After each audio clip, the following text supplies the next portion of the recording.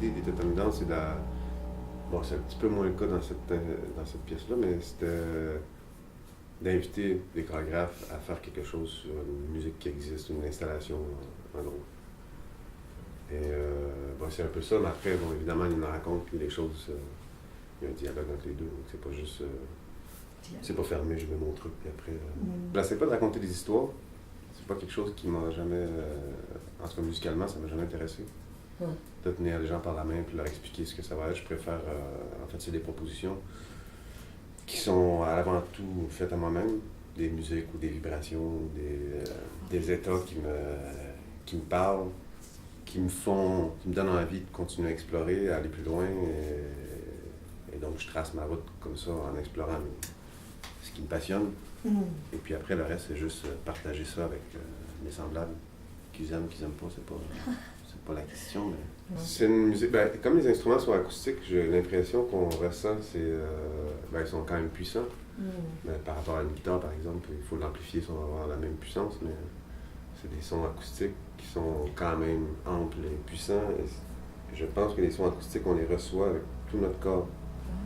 Alors que les sons qui sortent d'un haut-parleur, on les reçoit plus avec nos oreilles et notre cerveau. Ils sont plus directifs, plus directionnels, il y a moins de rayonnement, il y a moins de... Ils sont moins ronds, ils sont moins chaleureux, ils sont moins enlevants, je trouve.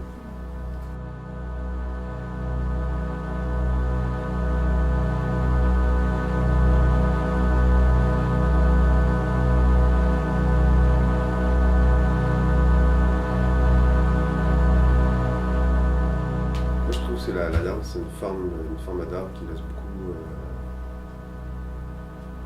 de place à la musique.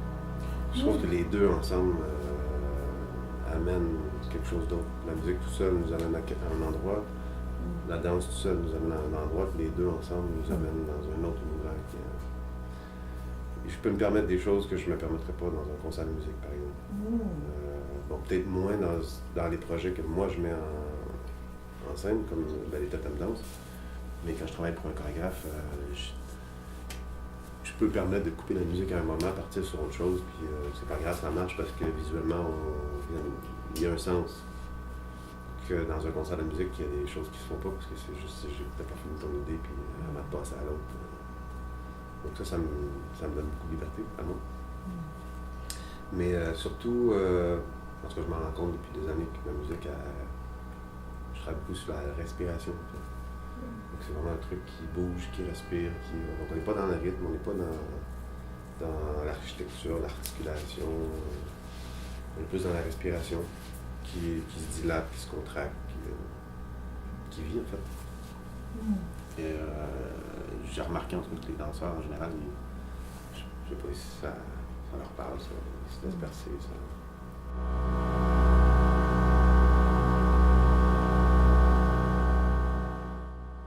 Ça demande beaucoup de force. Beaucoup de contrôle, de force. Et c'est vraiment intéressant parce que pour moi, la musique de Jean-François en fait, elle résonne beaucoup. Et c'est ça qui m'aide un peu à passer à travers, tu vois, juste des fois me laisser immerser quand je peux par la résonance et ouvrir le corps,